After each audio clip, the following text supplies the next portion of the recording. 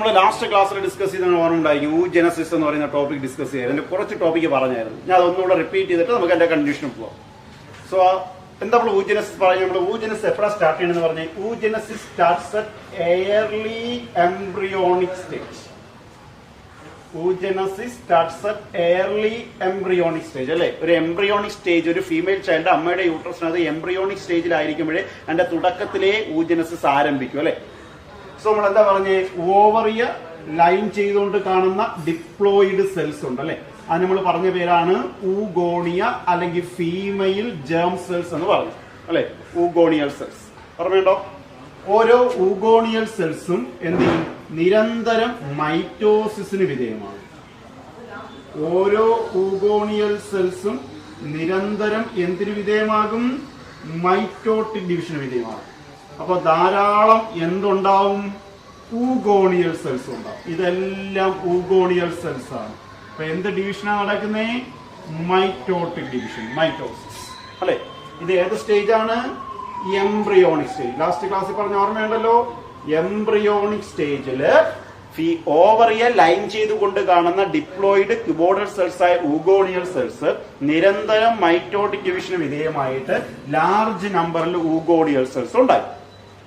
ഈ ഉണ്ടാവുന്ന ഓരോ ഊഗോണിയൽ സെൽസും അതിൽ ചില ഊഗോണിയൽ സെൽസ് ഉണ്ടാവുന്നതോടൊപ്പം അതിനെ മൈറ്റോട്ടിക് ഡിവിഷൻ സ്റ്റോപ്പ് ചെയ്തിട്ട് എന്ത് ചെയ്യും? മിയോസിസ് 1ന്റെ പ്രോഫേസ് 1ലോട്ട് കയറി അറസ്റ്റഡ് ആവും. മിയോസിസ് 1ന്റെ ഇപ്പൊ എക്സാമ്പിൾ ഈ ഊഗോണിയൽ സെൽസ് അതിന്റെ മൈറ്റോട്ടിക് ഡിവിഷൻ സ്റ്റോപ്പ് ചെയ്തു. That enter into prophase 1 of meiosis first and get temporarily arrested. എന്നിട്ട് താൽക്കാലികമായി അറസ്റ്റഡ് ആയി. ഈ സ്റ്റേജിൽ ഇതിന് നമ്മൾ വിളിക്കുന്ന പേരാണ് എന്ത്? Primary oocyte. എന്താ വിളിക്കുന്നേ? Primary oocyte. ഇങ്ങനെ ധാരാളം ഊഗോണിയൽ സെൽസ് ഇതുപോലെ പ്രൈമറി ഊസൈറ്റ് ആയിക്കൊണ്ടിരിക്കുകയാണ് ആ ഫീമെയിൽ എംബ്രിയോയുടെ ഓവറിക്കകത്ത് അല്ലെ. ഇങ്ങനെ ഉണ്ടാകുന്ന ഓരോ പ്രൈമറി ഊസൈറ്റ് ഡിപ്ലോയിഡ് ആണ്. കാരണം അത് മിയോസിസ് 1 കംപ്ലീറ്റ് ആയിട്ടില്ല, പ്രോഫേസ് 1 നടന്നുള്ളൂ, മെറ്റാഫേസിലോട്ട് പോകാൻ പറ്റുന്നില്ല. ഇങ്ങനെ ആ എംബ്രിയോണിക് ഓവറിക്കകത്ത് ഉണ്ടായിക്കൊണ്ടിരിക്കുന്ന ഓരോ പ്രൈമറി ഊസൈന് ചുറ്റും ഒരു ലെയർ ഗ്രാനുലോസ സെൽസ് വന്നങ്ങ് പൊതിയും. ഈ പൊതിയുന്ന സെൽസിന് പറയുന്ന പേരെന്താ? Granulosa cells. ഇപ്പോൾ ഈ ടോട്ടൽ സ്ട്രക്ചറിന് പറയുന്ന പേരാണ് പ്രൈമറി ഫോളിക്കിൾ. എന്താ പേര്? Primary follicle. ഇങ്ങനെ ഒരു പെൺകുട്ടി ജനിക്കുമ്പോൾ ആ പെൺകുട്ടിയുടെ ഓവറിക്കകത്ത് ഏകദേശം ഓരോ ഓവറിയിലും 1 മില്യൺ പ്രൈമറി ഫോളിക്കിൾസ് ഉണ്ടായിരിക്കും. 1 മില്യൺ മീൻസ് 10 ലക്ഷം. ജനിച്ചതിന് ശേഷം ഒരു ഊഗോണിയ പോലും പുതുതായി ഫോം ചെയ്തില്ല. ഒരു പെൺകുട്ടി ജനിച്ചതിന് ശേഷം ആ പെൺകുട്ടിയുടെ ഓവറിയിൽ ഒരു ഊഗോണിയ പോലും പുതുതായി ഫോം ചെയ്തില്ല. എംബ്രിയോണിക് സ്റ്റേജിൽ എത്ര ഊഗോണിയ ഉണ്ടോ അത് എല്ലാം പ്രൈമറി ഊസൈറ്റായി മാറും, പ്രൈമറി ഫോളിക്കിളായി മാറും. ജനിച്ചതിന് ശേഷം ഒരു ഊഗോണിയ ഇല്ല, അല്ലെങ്കിൽ ഒരു പ്രൈമറി ഊസൈറ്റും ഇല്ല, അല്ലെങ്കിൽ ഒരു പ്രൈമറി ഫോളിക്കിളും ഇല്ല.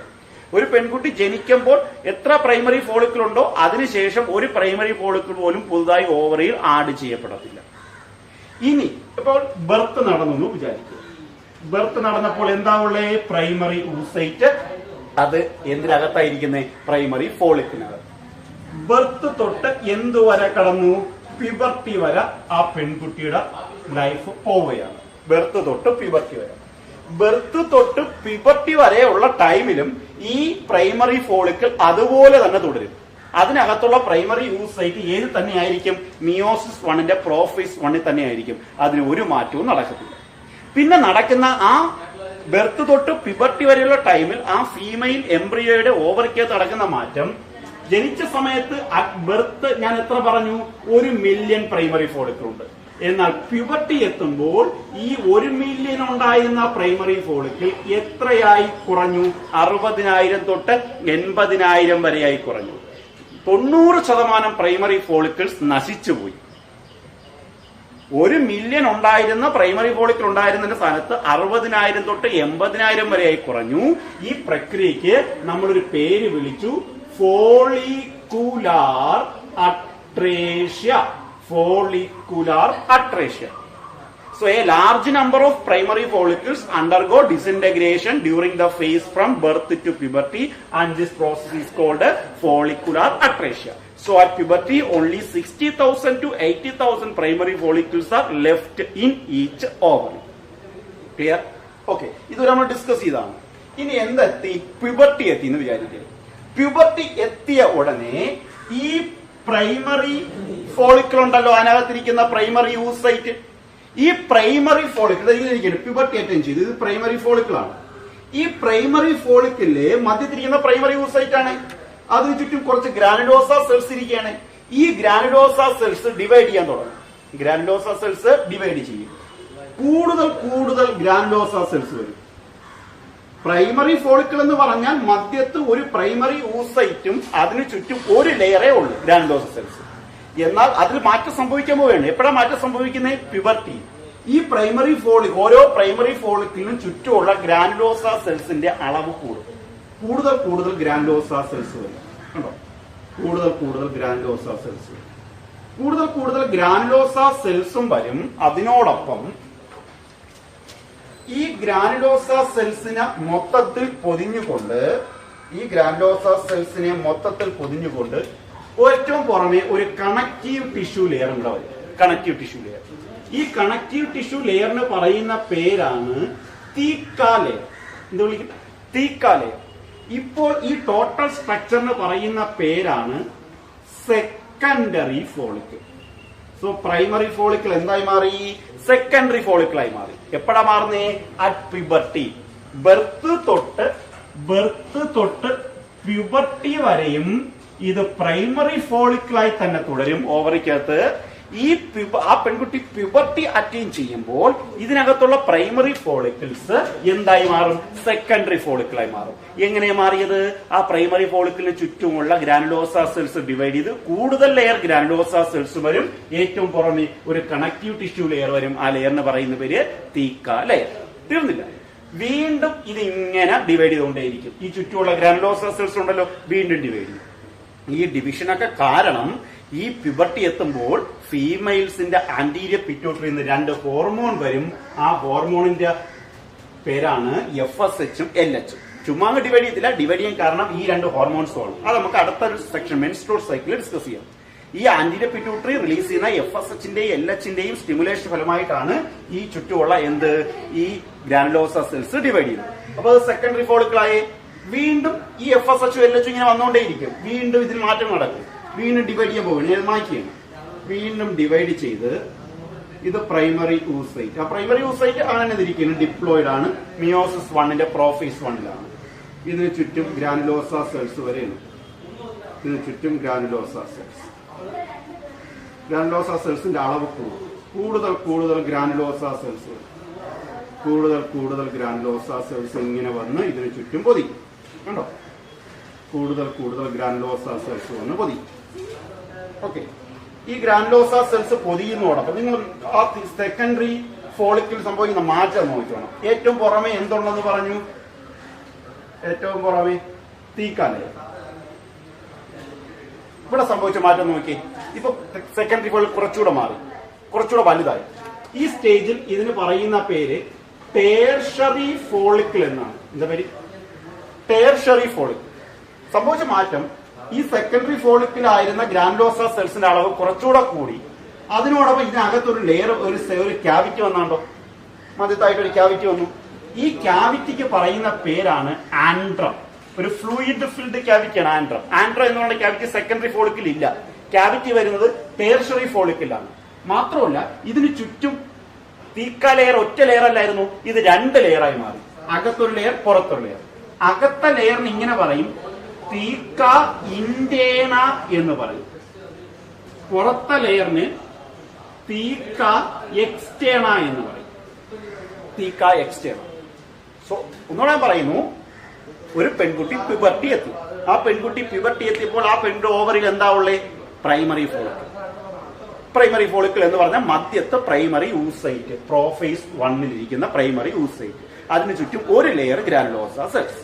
പ്യൂബർട്ടി എത്തുമ്പോൾ ഈ പറഞ്ഞ രണ്ട് ഹോർമോൺസിന്റെ FSH-ന്റെയും LH-ന്റെയും സെക്രീഷൻ കാരണം ആന്റീരിയർ പിറ്റ്യൂട്ടറി ലാർജ് എമൗണ്ട് FSH-ഉം LH-ഉം സെക്രീറ്റ് ചെയ്യുന്നതിന്റെ ഫലമായി ഈ ഹോർമോൺസിന്റെ സ്റ്റിമുലേഷന് ഫലമായി പ്രൈമറി ഫോളിക്കിളിന് ചുറ്റുമുള്ള ഗ്രാനുലോസ സെൽസ് ഡിവൈഡ് ചെയ്ത് കൂടുതൽ ലെയർ ഗ്രാനുലോസ സെൽസ് വരും.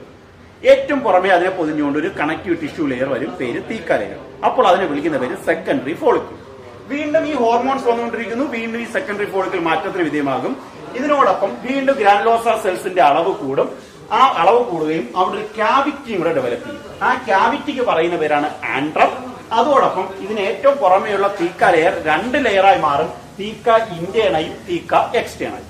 ഈ ടോട്ടൽ സ്ട്രക്ചർ എന്ന് പറയുന്ന പേരാണ് ടേർഷറി ഫോളിക്കിൾ. ഇനി ഒരു വളരെ പ്രധാനപ്പെട്ട പോയിന്റ് ഞാൻ പറയുന്നു, നിങ്ങളുടെ അറ്റൻഷൻ ഇവിടെ വേണം, കോൺസെൻട്രേഷൻ വേണം. ഈ ടേർഷറി ഫോളിക്കിൾ എന്ന സ്റ്റേജ് എത്തിയാൽ ഉടനെ ഇതിനകത്തിരിക്കുന്ന ഈ പ്രൈമറി യൂസൈറ്റ് ഉണ്ടല്ലോ, മിയോസിസ് 1ന്റെ പ്രോഫേസ് 1-ലായിരുന്നോ, അത് മിയോസിസ് ഫസ്റ്റ് അങ്ങ് കംപ്ലീറ്റ് ചെയ്യും. എന്ന് പറഞ്ഞാൽ പ്രോഫേസ് 1-ൽ അറസ്റ്റഡ് ആയിരിക്കുന്ന ആ ഫേസിൽ നിന്ന് അത് മെറ്റാഫേസ്, അനാഫേസ്, ടീലോഫേസിലോട്ട് കിടക്കും. മിയോസിസ് ഫസ്റ്റ് കംപ്ലീറ്റ് ആവും. അപ്പൊ എപ്പോഴാണ് അത് മിയോസിസ് ഫസ്റ്റ് കംപ്ലീറ്റ് ചെയ്യുന്നത്? ടേർഷറി ഫോളിക്കിൾ എന്ന സ്റ്റേജിൽ എത്തുമ്പോൾ. ആ ടെർഷറി ഫോളിക്കിൾ എന്ന സ്റ്റേജിൽ എത്തുമ്പോൾ ഈ പ്രൈമറി ഊസൈറ്റ് മിയോസിസ് 1ന്റെ പ്രോഫേസ് 1-ലിരിക്കുന്ന പ്രൈമറി ഊസൈറ്റ് അതിന്റെ മിയോസിസ് ഫസ്റ്റ് കംപ്ലീറ്റ് ചെയ്യുമ്പോൾ ഉണ്ടാവുന്ന സെൽസ് നോക്കി. ഒരു വലിയ സെല്ലും ഒരു ചെറിയ സെല്ലും, ഒരു കുഞ്ഞു സെൽ, ഒന്ന് ഒരു വലിയ സെല്ലും ഒരു ചെറിയ സെല്ലും. ഈ വലിയ സെല്ല് പറയുന്ന പേര് സെക്കൻഡറി ഊസൈറ്റ്, ചെറിയ സെല്ലിന് പറയുന്ന പേര് ഫസ്റ്റ് പോളാർ ബോഡി എന്നാണ്. വലിയ സെല്ലിന് പറയുന്ന പേര് സെക്കൻഡറി ഊസൈറ്റ്, ചെറിയ സെല്ലിന് പറയുന്ന പേര് ഫസ്റ്റ് പോളാർ ബോഡി. സ്വാഭാവികമായിട്ട് മിയോസിസ് ഫസ്റ്റ് കഴിയുമ്പോൾ ക്രോമോസോം നേരെ പകുതിയാവും. അപ്പൊ ഇത് ഹാപ്ലോയിഡ് ആണ്, ഇതും ഹാപ്ലോയിഡ് ആണ്. എന്തിനാണ് വലുതും ചെറുതുകൊണ്ടാണെന്ന് പിന്നെ പറയാം. അപ്പോൾ സ്പെർമാറ്റോജെനിസിലാണെങ്കിൽ ഇത് ഈക്വൽ ആണ്, ഒരേ സൈസിലുണ്ടാകുന്ന 2 സെക്കൻഡറി സ്പെർമാറ്റോസൈറ്റ് ഉണ്ടാകുന്നത്. ഇവിടെ അൺഈക്വൽ ഡിവിഷനാണ്. സ്പെർമാറ്റോജെനസിൽ ഈക്വൽ മിയോസും ഇവിടെ അൺഈക്വൽ മിയോട്ടിക് ഡിവിഷനാണ്. അപ്പോൾ primary oocyte within the tertiary follicle completes the first meiotic division to produce 2 unequal cells. The larger cell is called secondary oocyte and the smaller haploid cell is called first polar body. Clear? അപ്പൊ ഇനി tertiary ഫോളിക്കിളിനകത്തിരിക്കുന്ന ആരാ? Primary oocyte എന്ന് വിളിക്കരുത്, secondary oocyte. ഈ ഉണ്ടാവുന്ന first polar body നശിച്ചു പോകും. ഈ ഉണ്ടാവുന്ന ഫസ്റ്റ് പോളാർ ബോഡിയെ കുറിച്ച് ഇപ്പോൾ ഒരു കോൺട്രവേഴ്സി നിലനിൽക്കുകയാണ് സയന്റിസ്റ്റുകളുടെ ഇടയിൽ. ചില ഡോക്ടർമാർ പറയുന്നു ഈ ഉണ്ടാവുന്ന ഫസ്റ്റ് പോളാർ ബോഡി അപ്പൊ തന്നെ എന്ത് ചെയ്യും? നശിച്ചു പോകും, ഡിസിന്റഗ്രേറ്റ് ചെയ്യും. ചില സയന്റിസ്റ്റുകൾ പറയുന്നു ഈ ഉണ്ടാവുന്ന പോളാർ ബോഡി ചിലപ്പോൾ മിയോസിസ് സെക്കൻഡിന് വിധേയമാകാം. നമുക്ക് അതിനെക്കുറിച്ച് ബോധറിയേണ്ട കാര്യമില്ല. ഒന്നുകിൽ അതെന്ത് ചെയ്യാം, സെക്കൻഡ് മിയോസിന് വിധേയമാകാം, അല്ലെങ്കിൽ അതപ്പം തന്നെ എന്ത് ചെയ്യാം, ഡിസിന്റഗ്രേറ്റ് ചെയ്തു പോകും. കാരണം അതിൽ സൈറ്റോപ്ലാസ്റ്റിന്റെ അളവ് വളരെ കുറവാണ്. കുറച്ച് സൈറ്റോപ്ലാസം ഉണ്ടെങ്കിലേ അതിന് നിലനിൽക്കാൻ പറ്റത്തുള്ളൂ. ഈ പ്രൈമറി oocyteന്റെ 99% ന്യൂട്രിയൻസും സൈറ്റോപ്ലാസവും ആർക്കാ കിട്ടിയത്? സെക്കൻഡറി oocyteനെ കിട്ടിയത്. ഇതിലോട്ട് പോയ സൈറ്റോപ്ലാസം വളരെ വളരെ കുറച്ചാണ്. സൈറ്റോപ്ലാസം വളരെ കുറച്ച് കിട്ടിയുള്ളൂ. അതുകൊണ്ട് തന്നെ ഇനി സർവൈവൽ ചാൻസ് വളരെ കുറവാണ്. ഓക്കെ, ഇനി അപ്പൊ സെക്കൻഡറി oocyte എവിടെ ഇരിക്കുകയാണ്? Tertiary follicle. വീണ്ടും ഈ FSH LH വന്നുകൊണ്ടിരിക്കുകയാണ്. ഈ ടെർഷറി ഫോളിക്കിൾ വലുതായിക്കൊണ്ടിരിക്കുകയാണ്, വരയ്ക്കുന്നില്ല. വീണ്ടും വീണ്ടും ഗ്രാനുലോസ സെൽസിന്റെ അളവ് കൂടും. അതിനോടൊപ്പം ഈ ക്യാവിറ്റി ഉണ്ടല്ലോ, ആൻഡ്രം എന്ന് പറയുന്ന ക്യാവിറ്റി, അതും ഇങ്ങനെ വലുതായിക്കൊണ്ടിരിക്കും. അപ്പൊ ഈ ടെർഷറി ഫോളിക്കിൾ നല്ല വലുതായിക്കൊണ്ടിരിക്കുകയാണ്. വലുതായി അവസാനം ഒരു ഫുള്ളി മെച്ചുവർ ഫോളിക്കിളായി മാറും. എത്രത്തോളം മാക്സിമം വലുതാവാൻ പറ്റുമോ അത്രത്തോളം മാക്സിമം വലുതാവും. കൂടുതൽ ഗ്രാനുലോസ സെൽസ്, അകത്തുള്ള ഫിൽഡ് ക്യാവിറ്റി ആൻഡ്രം കുറച്ചുകൂടെ വലുതാവും. തീക്ക ലെയർ തീക്ക ഇന്റേണയും തീക്ക എക്സ്റ്റേണയായിട്ട് നിലനിൽക്കും. അപ്പൊ ഒരു ഫുള്ളി ഗ്രോത്ത് സംഭവിച്ച ഫുള്ളി മെച്ചുവർ ആയിട്ടുള്ള ഫോളിക്കിളായി ടെർഷറി ഫോളിക്കിൾ മാറി. ഇപ്പോൾ അതിനെ വിളിക്കുന്ന പേര് ഗ്രാഫിയൻ ഫോളിക്കിൾ. വിളിക്കേണ്ട പേരെന്താ? Graafian follicle. Tertiary follicle fully mature സ്റ്റേജിലെത്തിയാൽ fully matured ovarian follicle is called Graafian follicle. എന്താണ് ഗ്രാഫിയൻ ഫോളിക്കിൾ? ഗ്രാഫിയൻ ഫോളിക്കിൾ എന്ന സ്റ്റേജിനകത്താണ് ഇപ്പൊ ആരിയിരിക്കുന്ന? സെക്കൻഡറി oocyte ഇരിക്കുന്നത്. ഗ്രാഫിയൻ ഫോളിക്കിൾ എന്ന സ്റ്റേജിലാണ് സെക്കൻഡറി oocyte. ഈ ഗ്രാഫിയൻ ഫോളിക്കിൾ എന്ന സ്റ്റേജിൽ എത്തുമ്പോൾ ഇതിനകത്തിരിക്കുന്ന സെക്കൻഡറി oocyte പ്രത്യേകതയുണ്ട്. ഇതാണ് സെക്കൻഡറി oocyte എന്ന് വിചാരിക്കുക, ഹാപ്ലോയിഡ് സെക്കൻഡറി oocyte. ഇതിന് ചുറ്റും ഒരു ലെയർ, പുതിയൊരു ലെയർ ഫോം ചെയ്യും ഈ സെക്കൻഡറി oocyte. ഇതതിന്റെ പ്ലാസ്മ മെമ്പറൈൻ ആണ്. ഏതൊരു സെല്ലിനും പ്ലാസ്മ മെമ്പറൈൻ ഉണ്ടല്ലോ, അതിന് ചുറ്റും പുതിയൊരു ലെയർ ഫോം ചെയ്യും. ആ പുതിയ ലെയറിന് പറയുന്ന പേരാണ് സോണ പെലൂസിഡ. സോണ പെല്ലൂസിഡ. സോണ പെല്ലൂസിഡ എന്ന് പറയുന്നത് പുതിയൊരു ലെയർ ഫോം ചെയ്യും ഓവത്തിന്റെ സെക്കൻഡറി ഊസൈന്റെ പ്ലാസ്മ മെംബ്രേന് ചുറ്റും. അപ്പൊ ഏത് സ്റ്റേജിലാണ് പുതിയ ലെയറായ സോണ പെല്ലൂസിഡ ഫോം ചെയ്യുന്നത്? ഗ്രാഫിയൻ ഫോളിക്കിൾ എന്നുള്ള stage. At the stage of Graafian follicle a new membrane called zona pellucida surrounds the secondary oocyte. അപ്പൊ ഗ്രാഫിയൻ ഫോളിക്കിൾ ആയിരിക്കണേ ഫുള്ളി മെച്ചുർ ആണ്, മാക്സിമം വലുതായിട്ട് നിൽക്കുകയാണ്. ഇനി മാക്സിമം വലുതായി കഴിഞ്ഞാൽ ഉടനെ അത് എന്ത് ചെയ്യും? പിന്നെ അത് വലുതാവാൻ ശ്രമിക്കുമ്പോൾ വലുതാവാൻ പറ്റത്തില്ല. അപ്പൊ എന്ത് ചെയ്യും? സ്വാഭാവിക ഫോഴ്സ് കടന്ന് പൊട്ടി അതിനകത്തിരിക്കുന്ന ആരെ റിലീസാവും? സെക്കൻഡറി ഊസൈൻ റിലീസാവും. ഗ്രാഫിയൻ ഫോളിക്കിൾ അതിനകത്തിരിക്കുന്ന ആരെ റിലീസ് ചെയ്യും? സെക്കൻഡറി ഊസൈൻ. ഗ്രാഫിയൻ ഫോളിക്കിൾ എവിടെയാ? ഓവറിക്കകത്ത്. അപ്പൊ സ്വാഭാവികമായിട്ടും ഗ്രാഫിയൻ ഫോളിക്കിൾ പൊട്ടുക എന്ന് പറഞ്ഞാൽ പൊട്ടി റിലീസായാൽ അത് ഓവറിൽ നിന്ന് റിലീസായി.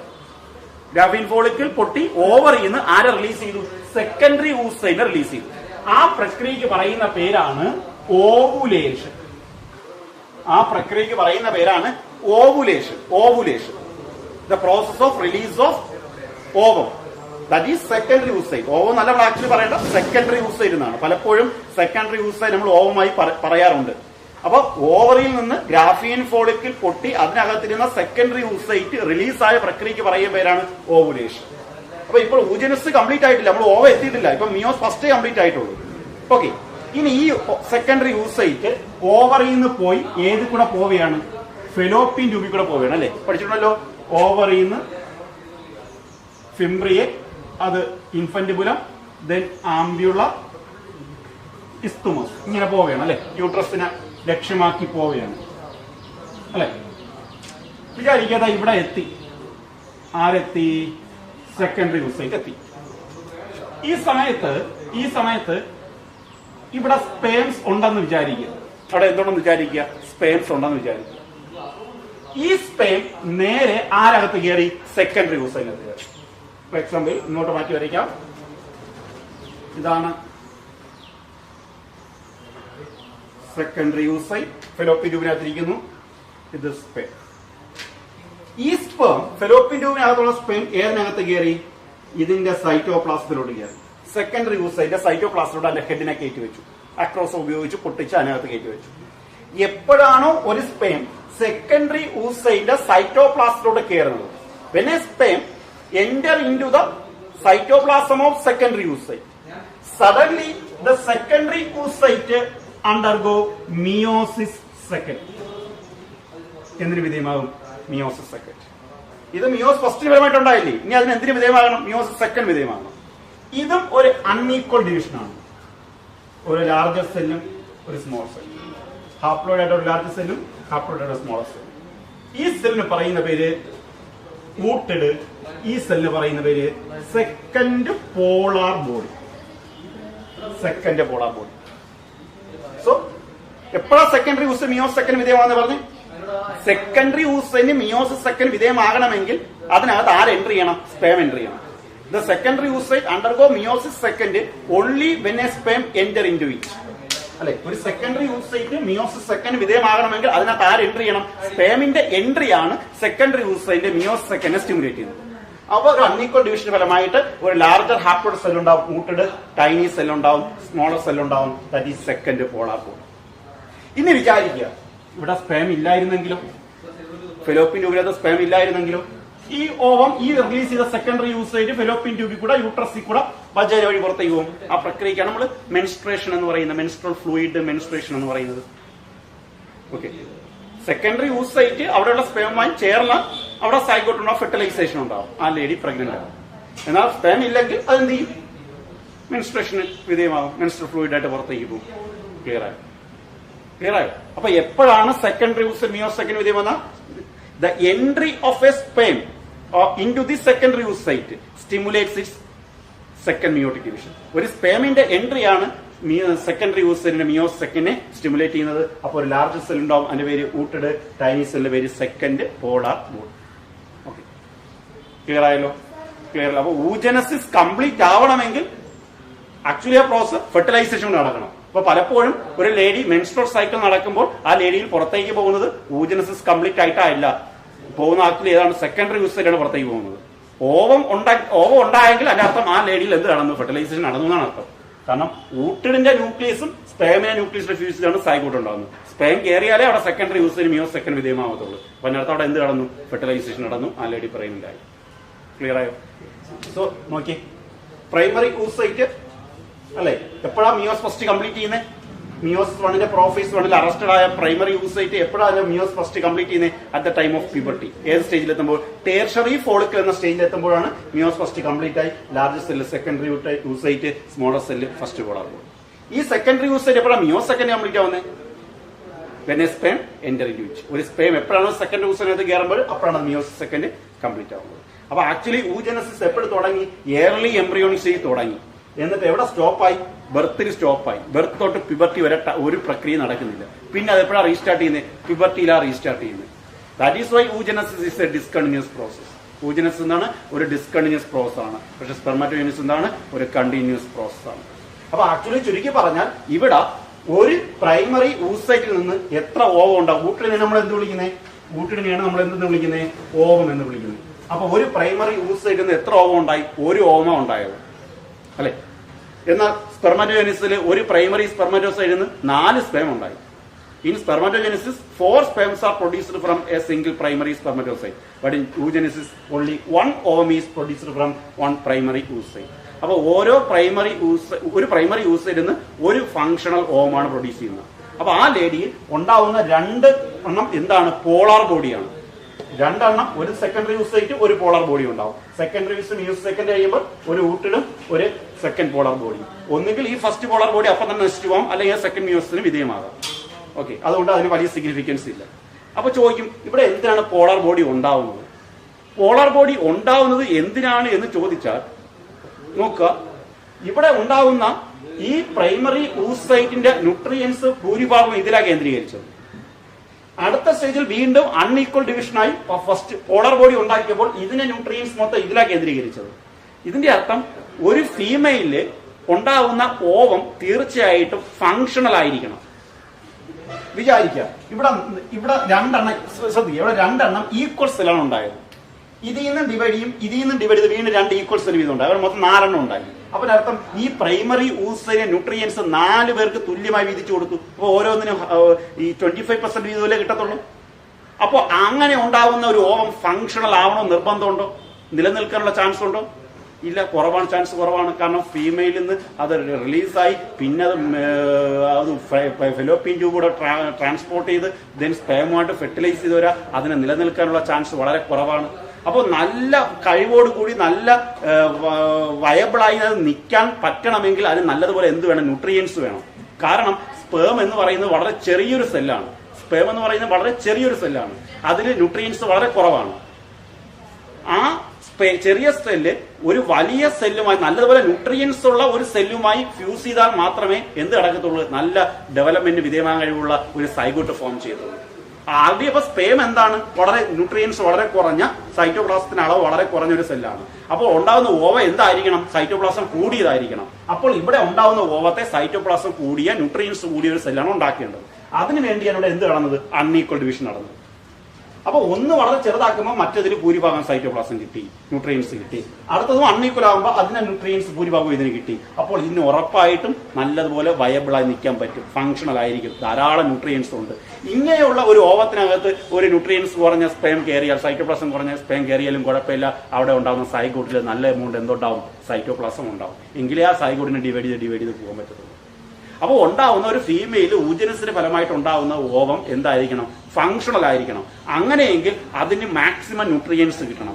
അങ്ങനെയെങ്കിൽ അവിടെ ഉണ്ടാവുന്ന ഡിവിഷൻ അൺഈക്വൽ ആവണം. അതിനുവേണ്ടിയാണ് ഒരു സെൽ എന്തായത്? പോളാർ ബോഡിയാക്കി ഉണ്ടാക്കിയത്. പോളാർ ബോഡി ഉണ്ടാക്കുന്നതിന്റെ പ്രാധാന്യം മനസ്സിലായോ? എന്തിനാ പോളാർ ബോഡി ഉണ്ടാക്കുന്നത്? ഉണ്ടാവുന്ന ഓവത്തിൽ ഭൂരിഭാഗം ന്യൂട്രിയൻസും കേന്ദ്രീകരിക്കാൻ. To concentrate maximum cytoplasm of primary oocyte in one cell. പ്രൈമറി ഊസിന്റെ ന്യൂട്രിയൻസ് ഭൂരിഭാഗവും ഒരു സെല്ലിൽ കേന്ദ്രീകരിച്ച് അതിനൊരു ഫങ്ഷണൽ ഓവം ആക്കാൻ വേണ്ടിയാണ് അവിടെ എന്തുണ്ടായത്? പോളാർ ബോഡി ഉണ്ടായത്. അപ്പൊ ചോദിക്കും, അങ്ങനെയാണെങ്കിൽ ഇവിടെ നിന്ന് പോളാർ ബോഡി ഉണ്ടാവുണ്ടല്ലോ, ഇതിന് വളർന്ന് ഒരു പ്രൈമറി യൂസൈറ്റ് ആയ പോരെ, ഇതിന് വളർന്ന് ഒരു ഓവമായ പോരെ, എന്തിന് പോളാർ ബോഡി ഉണ്ടായി? ഇത് മിയോസിന് വിധേയമാകണ്ടായിരുന്നല്ലോ. അതിനുള്ള കാരണം നിങ്ങൾ തന്നെ ചിന്തിക്കുക. ഇത് ഡിപ്ലോയിഡ് ആണ്, ഡിപ്ലോയിഡ് പ്രൈമറി യൂസൈറ്റ് ആണ്. നമുക്കുണ്ടാകേണ്ട ഓവം ഹാപ്ലോയിഡ് ആണ്. അപ്പൊ അവിടെ എന്ത് നടന്നാലേ പറ്റുള്ളൂ? മിയോസിസ് നടന്നാലേ പറ്റുള്ളൂ. മിയോസിസ് നടന്നാലേ ക്രോമസോം നമ്പർ പകുതി ഇതിൽ പോകത്തുള്ളൂ, പകുതി വേറെ ഒന്നിലേക്ക് പോകാൻ ആള് വേണ്ടേ? അപ്പൊ അവിടെ ഒരു സെല്ല് ഉണ്ടായാലേ പറ്റത്തുള്ളൂ. അപ്പൊ ഒരു സെല്ല് ഉണ്ടാക്കിയാലേ പറ്റുള്ളൂ. അതുകൊണ്ട് അവിടെ എന്തുണ്ടാക്കിയത്? ഒരു ചെറിയ സെല്ലാക്കി പോളാർ ബോഡി ഉണ്ടായത്.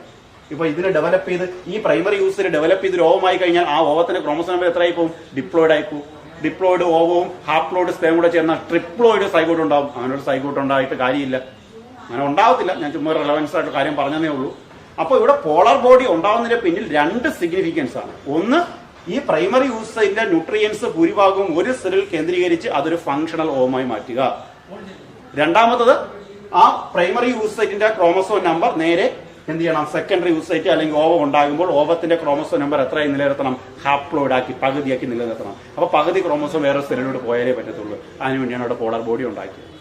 അപ്പൊ ഓവത്തിന്റെ ക്രോമസോം നമ്പർ ഹാപ്ലോയിഡ് ആയിട്ട് നിലനിർത്താനും പ്രൈമറി യൂസിനെ ന്യൂട്രിയൻസ് മൊത്തം ഓവത്തിലോട്ട് കേന്ദ്രീകരിക്കാനും വേണ്ടിയാണ് അവിടെ എന്തുണ്ടാക്കിയത്? പോളാർ ബോഡി ഉണ്ടാക്കിയത്. അതാണ് പോളാർ ബോഡി ഉണ്ടാവുന്നതിന്റെ സിഗ്നിഫിക്കൻസ് എന്ന് പറയുന്നത്. സോ നന്നായിട്ട് കാര്യങ്ങൾ മനസ്സിലാക്കുക. 2-3 പ്രാവശ്യം വീഡിയോ കാണുക, കൂടുതൽ കാര്യങ്ങൾ മനസ്സിലാക്കുക. വീഡിയോ ക്ലാസ്സുകൾ കാണുമ്പോൾ ഡൗട്ട് ഉണ്ടെങ്കിൽ തീർച്ചയായിട്ടും നിങ്ങൾക്ക് ഗ്രൂപ്പിൽ അത് ചോദിച്ച് അത് കൂടുതൽ എന്ത് ചെയ്യാൻ പറ്റും? ക്ലിയർ ചെയ്യാം. എന്ത് ഡൗട്ട് ഉണ്ടെങ്കിൽ ഗ്രൂപ്പിൽ ചോദിച്ചു, അല്ലെങ്കിൽ വാട്സപ്പ് വഴി ചോദിച്ച് അത് ക്ലിയർ ചെയ്യാം. വളരെ ഇമ്പോർട്ടന്റ് ടോപ്പിക്കാണ് ഡിസ്കസ് ചെയ്ത്, വളരെ കോംപ്ലിക്കേറ്റ് ടോപ്പിക്കാണ്. ഇത്രയും വലിയ പ്രയാസമൊന്നും നമ്മുടെ എക്സ്പെരിമെന്റിന് പഠിച്ചു പോയില്ലായിരുന്നു അല്ലേ? സോ നന്നായിട്ട് കാര്യങ്ങൾ മനസ്സിലാക്കുക. ഒരു യൂജനിസ്റ്റിന്റെ ഓരോ ഹൈറാർക്കി മനസ്സിലാക്കുക. Okay, thank you.